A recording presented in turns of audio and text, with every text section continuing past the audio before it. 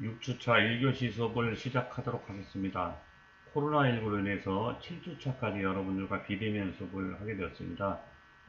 지속적으로 그 수업을 함에 있어서 여러분들이 과제를 제출하셔야만이 이 온라인 우리 학교 시스템에는 그 출석이 많이 인정됩니다. 온라인 수업을 다 하시고 어떤 친구들은 1, 2교시 듣고 3교시 안 듣는 친구가 있고요. 1교시 듣고 2, 3교시 안 들었던 친구들이 있습니다. 그래서 제가 여러분들에게 꼭 쪽지를 다 보냈으니까 그걸 확인하시고 꼭 수강을 하시고 과제를 꼭 요약해서 간단하게 제출해 주시길 바라겠습니다.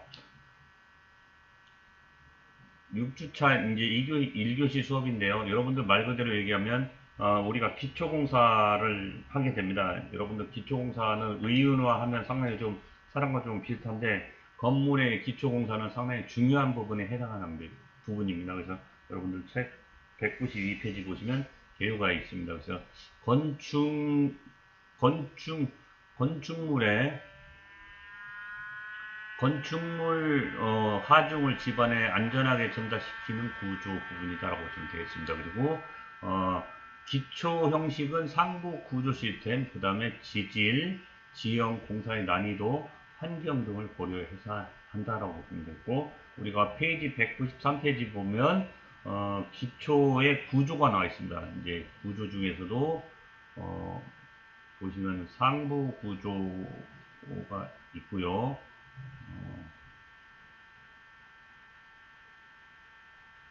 이 상부 구조가 있고요. 그 다음에 기초 부부가 있습니다. 이 부분을 좀 여러분들이 꼭 참고해서 좀 보시면 좋겠고요.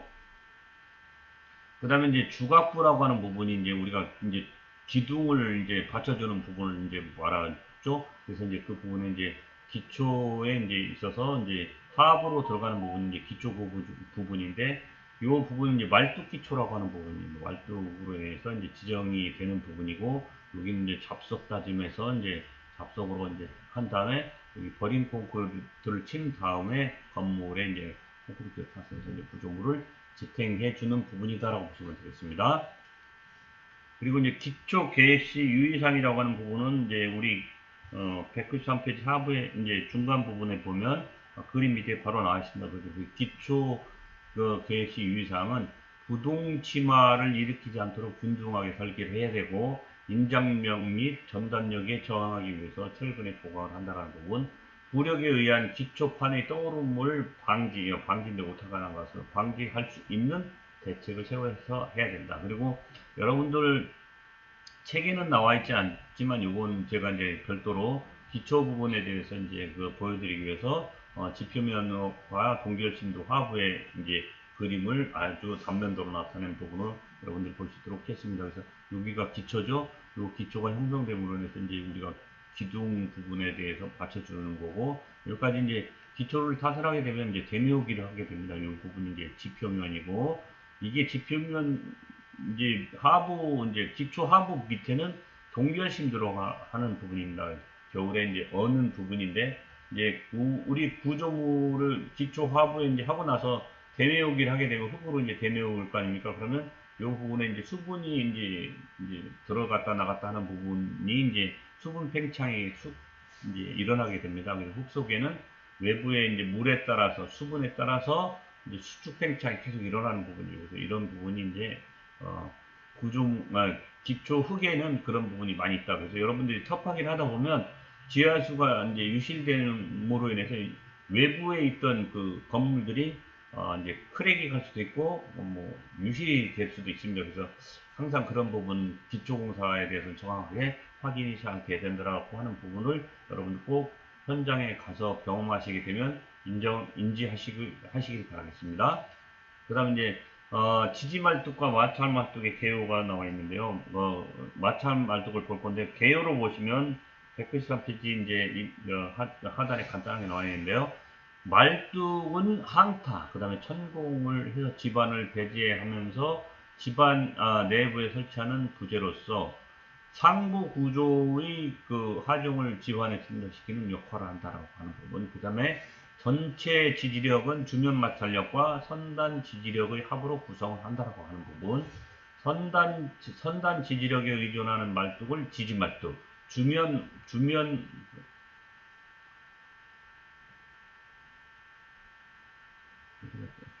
마찰력의 지배력일 때는 마찰말뚝이라고 합니다. 그리고 우리가 하중의 크기, 제한 속도 및 하중전이 이제 거동 등에 이제 따라서 변화를 한다는 부분. 그 다음에 말뚝의 지지말뚝과 마찰말뚝을 동시에 이제 하는 경우가 있다고 보시면 되겠습니다. 그 다음에 이제 우리가 책 194페이지 보시면 그림에 말뚝 지지 유형에 대해서 그림으로 나와 있습니다. 그래서 지지 말뚝이 이렇게 들어간다라고 하는 부분. 그 다음에 주면 마찰력에서 마찰 말뚝. 그래서 이제 선단 지지력을 부과하는 부분인데 지지 말뚝과 마찰 말뚝을 이제 구분해서 나타내는 부분입니다. 좀 참고로 보시면 되겠습니다. 그래서 여러분들 잘 보시면 화살표가 이제 위로 올라가고 있죠. 이렇게. 이게 이제 그 말뚝은 하부로 이제 그 밀어서 이제 지지하려고 들어가는 부분이고, 땅 속에서는 이제 마찰력이 일어남으로 해서 이제 밖으로 밀어내려고 하는 부분. 그래서 이제 우리가 이런 것들을 주로 이제 양압력이라고 하는 부분입니다. 그래서 주면 마찰력도 마찬가지입니다. 이렇게 이제 화살표가 위로 올라가죠. 그래서 말뚝은 밑으로 지지하려고 들어가는 힘이 있지만, 땅에 이제 옆에 있는 그 흙들은 이제 밖으로 밀어내려고 하는 이런 주변 마찰력이 생긴다라고 보시면 되겠습니다. 이런 부분 여러분들 꼭 숙지하시길 바라겠습니다.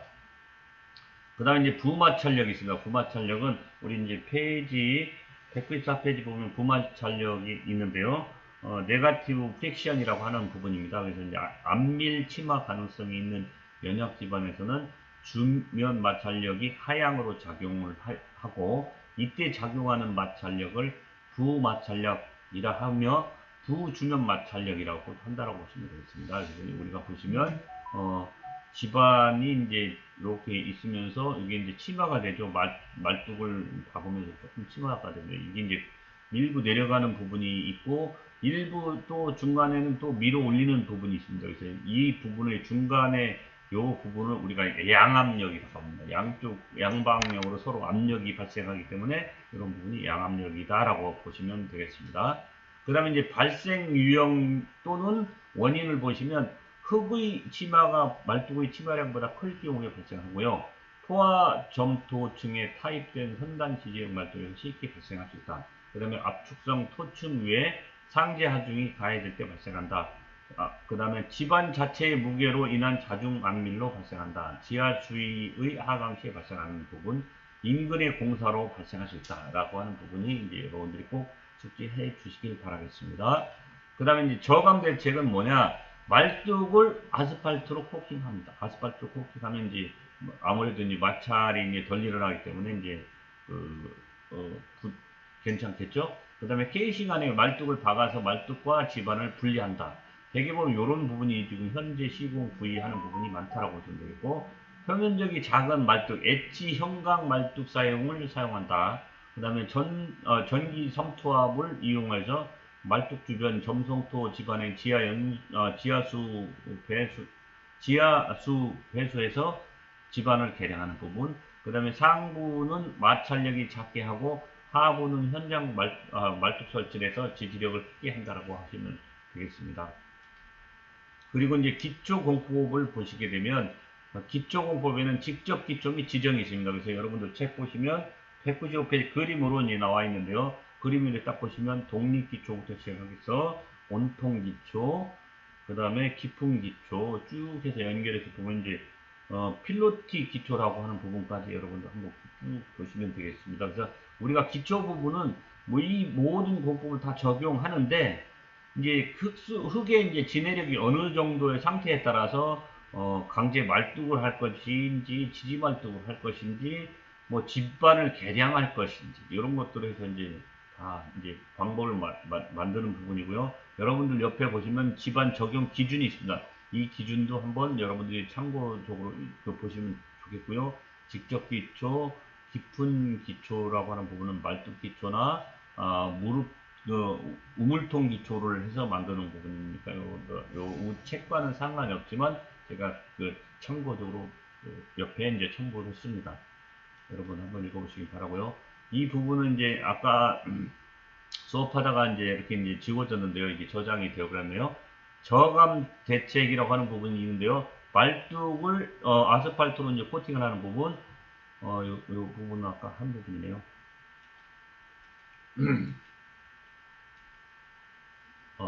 직접 기초라고 하는 부분이 있습니다. 직접 기초는 기초의 종류를 보시면 기초를 이제 그림으로 이제 도해한다라고 하는 부분 그림을 표현한 건데요. 독립 기초 같은 경우에는 각 말뚝에 이제 그 기초가 다 형성되어 있죠. 이렇게 해서 이건 독립 기초다라고 하는 부분. 그 다음에 연속 기초라고 하는 부분은 이제 기둥이 쭉 있지만 한 그 기초에 이제 모든 기둥들이 다 올라가는 부분이 이제 기둥 기초다. 그 다음에 이제 복합 기초는 같이 두 개 이상의 기둥을 기초에 이제 하는 부분이 복합 기초. 온통 기초는 건물 전체가 이제 기초 위에 올라가는 거죠. 그래서 이제 주로 이제 여러분들이 잘 보시면 아파트 골조 공사 같은 경우에는 주로 이제 온통 기초를 많이 사용하고 있습니다. 주로. 그래서 온통 기초를 사용함으로 인해서 전체적으로 이제 구조물의 안전성을 같이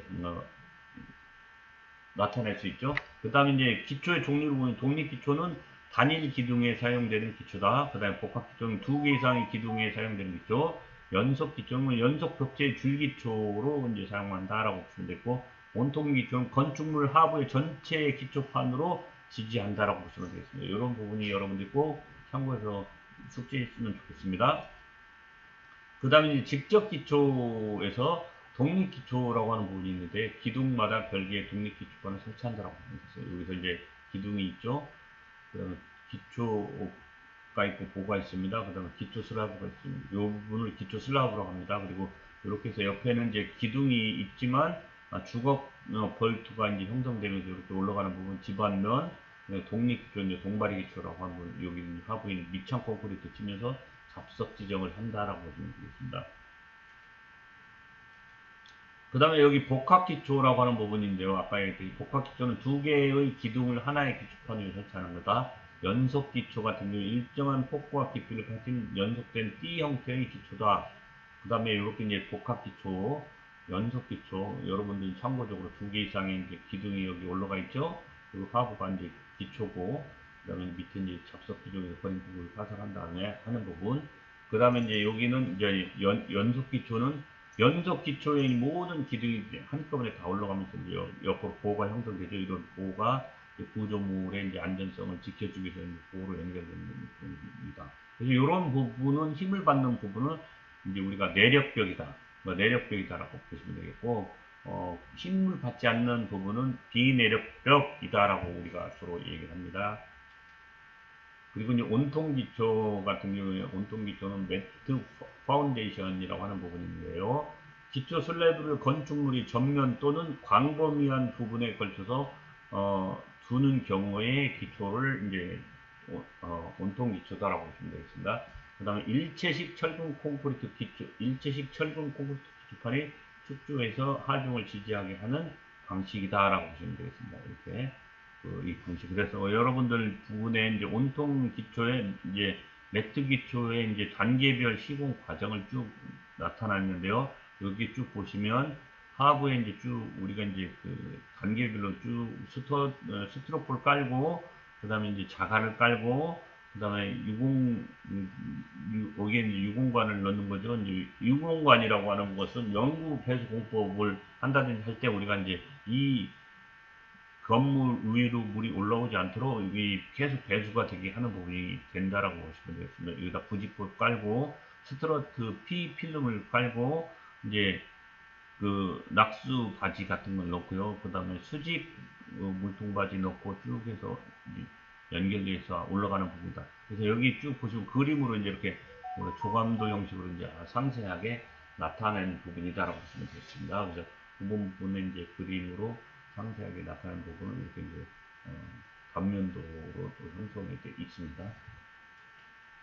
그 다음에 지정이라고 하는 부분이 있습니다. 지정은 기초를 보강하거나 집안의 내력을 보강하는 것으로 집안 다지기, 잡석 지정, 말뚝 지정 등이 있다고 보시면 되겠습니다. 그리고 잡석 지정 같은 경우에는 이제 막돌, 호박돌 등을 옆세워 깔고요. 사춤 자갈이라든지 모래 섞인 자갈로 틈을 채운다라고 보시면 되겠습니다. 그래서 우리 책에 보시면 잡석 지정이 이제 정확하게 나와 있죠. 그래서 이제 기초 굴토를 하고 그다음에 잡석 깔기를 한 다음에 이제 여기는 뭐 아까 이렇게 막돌, 호박돌 이런 것들이 들어가는 거죠.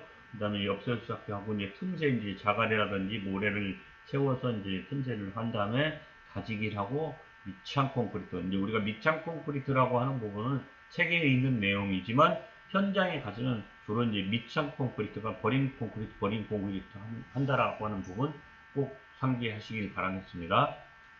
그 다음에 이제 모래 지정이라고 하는 부분이 있는데, 이제 샌드 파운데이션이라고 하는 부분인데요. 이건 이제 지정이라고 합니다. 우리가 지지 기반과 직접 기초, 말뚝 기초의 기초 슬래브, 그 다음에 기초 보호 혹은 토방, 콘크리트와 사이에 다져서 만드는 바닥 모래다. 그래서 이제 지정, 잡석 지정에 대한 부분이 이제, 있고, 모래 지정을 이제 보시면 모래 지정과 잡석 지정을 두 개 다 그림으로 볼 수 있게 만들어졌습니다. 그래서 금성토를 굴착해서 모래를 다진다라고 보시면 되고, 자갈 지정은 굳은 집안의 자갈을 얇게 펴고 다지는 것으로 밑창 콘크리트를 평평하게 하고 기초 하부에 물을 배수하기 위해서 쓰인다라고 보시면 되겠습니다.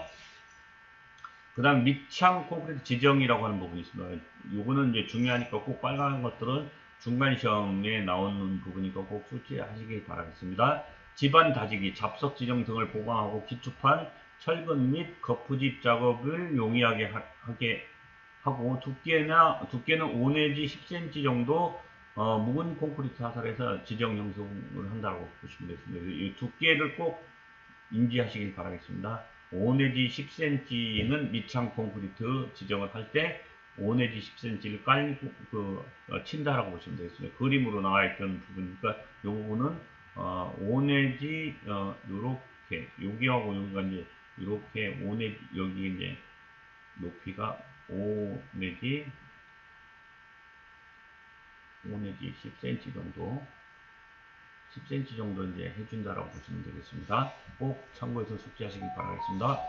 그 다음에 현장 타설 콘크리트 말뚝 공법이라고 하는 부분이 있습니다. 이 미리 제작된 콘크리트 말뚝을 박는 대신에 굴착기기를 정해진 깊이까지 구멍을 파서 그 속에 철근을 넣고 콘크리트를 현장에서 타설하는 타설해서 만드는 공법을 말뚝 공법을 이제 현장 타설 콘크리트 말뚝이다라고 보시면 되겠습니다.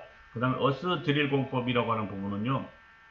어스 드릴 메소드라고 하는 부분이 있는데 현장 치기 콘크리트 말뚝을 타설한 위에 굴착 방법의 하나로 이제 그 끝에 날이 붙은 회전식 버켓을 갖는 어스 드릴 굴착을 한 다음에 그 안에다가 이제 우리가 처리한다라고 보시면 되겠습니다. 그 다음에 철근망을 사입해서 콘크리트 하설에서 말뚝을 형성하는 공법이다라고 보시면 되겠습니다.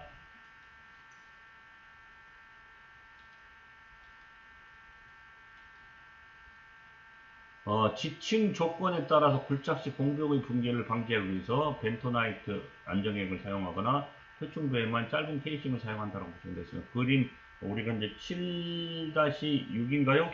7-6 그림을 보시면 어스드릴 공법에 쭉 시공 순서가 나와 있으니까 여러분들 쭉 한번 참고로 읽어 보시길 바라겠습니다. 이렇게 해서 한 다음에 콘크리트 타설하는 부분 순서대로 나와 있는 부분이니까 꼭 참고해서 보시길 바라겠습니다. 그 다음에 RCD 공법이라고 하는 부분이 있습니다. 리버스 서큘레이션 드릴이라고 하는 부분이 있는데요. 이 부분은 1954년 중반 독일의 실라즈 겔터사에서 이제 개발한 공법으로 어스 드릴, 그러니까 공법 함께 대표적인 대구경 현장 타사 콘크리트 말뚝 시공 공법 중의 하나다라고 보시면 되겠고요. 이거는 세세층과 경암층도 무진동으로 굴착해서 물착이 가능하다는 거고, 기종에 따라서 경사시공도 가능하다. 그 다음에 깊을수록 다른 곳보다는 효율이 높다. 드릴 파이프 직경이 150에서 200mm보다 큰 호박돌도 굴착할 수 있다. 그러니까 이런 부분이 이제 RCD 공법이 상당히 좀 좋다라고 보시면 되겠습니다. 그 다음에 이제 우리가 페이지 199페이지 보시면 RCD 공법의 시공 순서를 정확하게 사진으로 이제 쭉 해서 저희 책에 실려져 있으니까 한번 정지 및 측량을 한 다음부터 쭉 케이싱 인발 두부 정리까지 이렇게 순서가 이제 그림으로 잘 나와 있으니까 한번 여러분들이 좀 참고해서 보시길 바라겠습니다. 그 다음에 이제 바로 밑에 RCD 공법이 나와 있는데요. RCD 공법은 이렇게 현장 실제적인 시공한 장비 사진과 실제적으로 이제 하는 현황 사진들이 이렇게 쭉 나와 있습니다. 그래서 석션 파이프를 연결해서 비트가 연결돼서 쭉 연결되는 부분까지 외부로 이제 로드가 연결되고 쭉 에어드릴 파이프를 넣어가지고 이제 쭉 우리가 이제 청공을 하는 부분이죠. 그래서 이제 이렇게 이제 물도 이제 수중 펌프에서 물이 또 들어가면서 이제 쭉 이제 밑으로 이제 청공을 해서 이제 우리가 기초를 만들어 간다라고 보시면 되겠습니다. 그 다음에 RCD 공법에 이제 요건 아까 한 거 아닌가요? 똑같이 RCD 공법이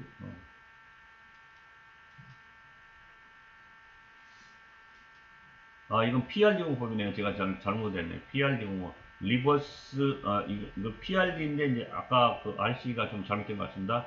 PRD는 이제, 요거는 제가 이제 요거를 제가 여기 RCD 거를 갖다 그대로 썼네요. 이게, 이건 잘못된 겁니다.